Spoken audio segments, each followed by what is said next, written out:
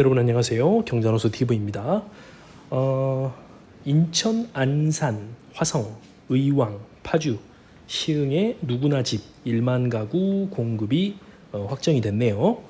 더불어민주당 부동산 특위가 10일 오늘 발표했죠.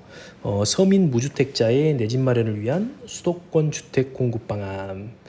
이게 이제 그 일환으로서 초기에 내 집 마련 자금 부담을 확 낮춘 누구나 집 사업이죠. 그리고 2기 신도시 유보지를 활용해서 총 16,000가구 이상을 공급하겠다는 내용이 담겨 있는 건데요. 내용을 한번 살펴볼까요? 10일 민주당 부동산 특위 발표 경인 6개 지역 시범사업 부지 선정, 서민 청년 내 집 마련 꿈 이룰 수 있도록 지속 공급하겠다라는 내용이네요.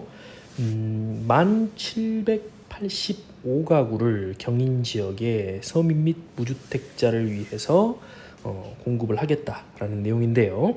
표 민주당 부동산 특위 위원장은 이날 오전 국회 소통관에서 기자회견을 열고 서민 무주택자와 신혼부부, 청년 세대에 내 집 마련의 기회를 줄 수 있도록 하겠다며 누구나 집 시범사업 부지로 인천, 안산, 화성, 의왕, 파주, 시흥 등 6개 지역을 선정을 했습니다. 그리고 내년부터 22년이죠. 22년부터 분양을 추진한다는 계획이라고 합니다. 2기 신도시 유보지를 활용해서 화성 동탄 2, 양주 회천, 파주 운정 3, 평택 고덕 내 유보 용지 중 일부를 주택 용지로 활용해서 약 5,800가구를 공급하기로 했다. 공급은 민간 임대주택법상 공모를 통한 공공지원 민간 임대 방식인 누구나 집 방식으로 이루어진다. 그럼 누구나 집 방식이 뭐냐? 집값의 6에서 16%를 지급한 후에 10년간 시세의 80에서 85% 수준의 임대료를 내며 거주하고 입주 시 확정된 집값으로 분양을 받을 수 있는 제도다. 그러니까 최초에 이 민간 임대 방식으로 이루어지는데요. 집값이 예를 들어서 1억이다. 그러면 그 1억에 6에서 16%만 내고 나머지를 임대료를 내면서 10년 이후에는 그걸 분양받을 수 있다는 것이죠. 요건이 중요하겠죠. 의무 임대 기간 10년, 임대료 인상 5% 이내, 초기 임대료 시세의 85에서 95% 이하, 그리고 대상은 무주택 우선 공급을 해주겠다. 청년 신혼 등 특별 공급도 20% 이상 비중을 두겠다라는 내용이네요. 그러니까 이 임대 요건에 해당되고 해당 지역에 거주가 가능한 분들에게는 굉장히 큰 득이 되는 부분이겠죠. 안타깝게도 우리 광주 전남 지역은 없네요. 네, 너무 당연한 결과인가요? 볼까요? 특위는 앞으로 매달 2차례 공급 대책을 발표한다는 계획이다. 지난달 27일 발표한 공급 대책에 따른 당정 TF에 더해 민주당 서울시의원으로 꾸려진 서울시의회 TF를 만들어 정기합동회의를 추진하기로 했는데요.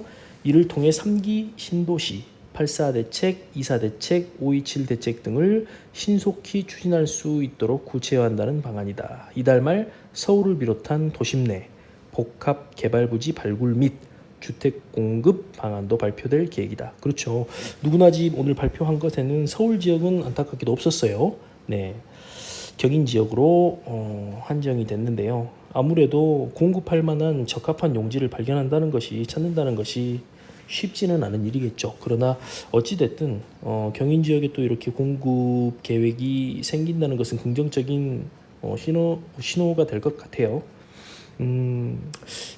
다만 아쉬운 것은 이 지역을 누구나 선호하는 그런 지역이냐 이런 것은 또 한번 꼼꼼히 따져볼 필요가 있겠죠.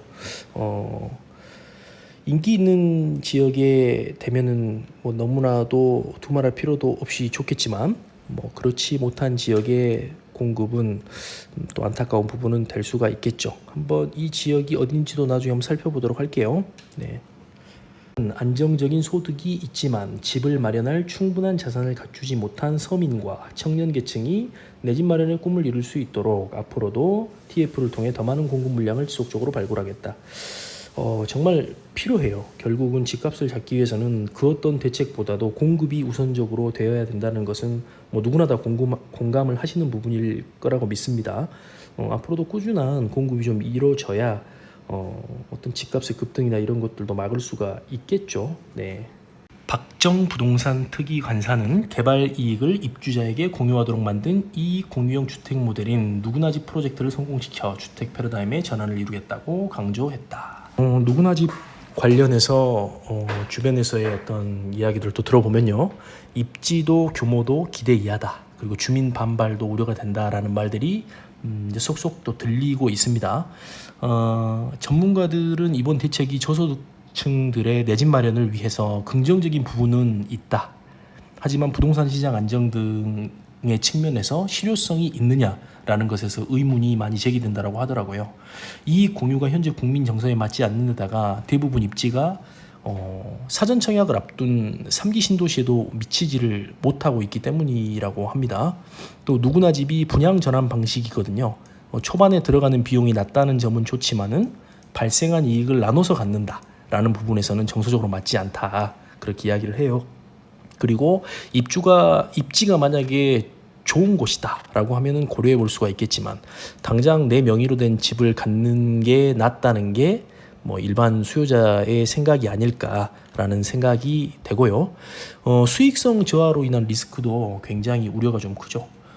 이번에 오늘 발표된 누구나 집 사업에는 사업 시행자의 사회적 책임이 강화가 된다 그래요. 그러니까 시행자는 분양 전환 시까지 투자금과 시행자 이익을 회수하지 않아야 되는 거고요.